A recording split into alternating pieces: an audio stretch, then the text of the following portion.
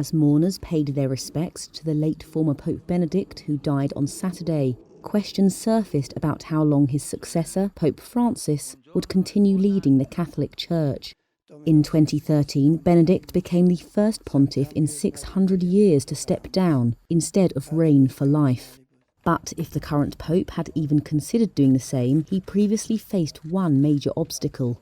Benedict remained in retirement in the Vatican, which would have made it virtually impossible, says Reuters Vatican analyst Philip Pulella. It was already very complicated having two men wearing white in the Vatican.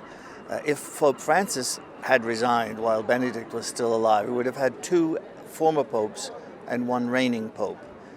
It was already very difficult for many people, for many Catholics, to have such a situation where there were two people wearing white in the Vatican, a former pope and a reigning pope.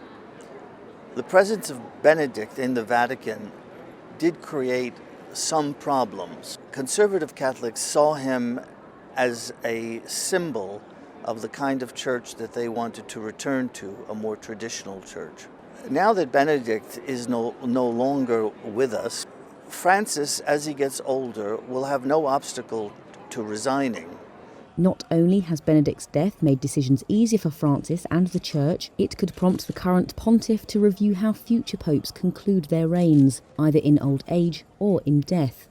Francis is now 86, 1 year older than Benedict when he retired, but he shows no signs of slowing down, says Philip Pulella. If anybody thinks that Francis is going to be retiring anytime soon, they're mistaken. The papacy of Francis is entering a new phase, perhaps the final phase, but we don't know how long that phase will last.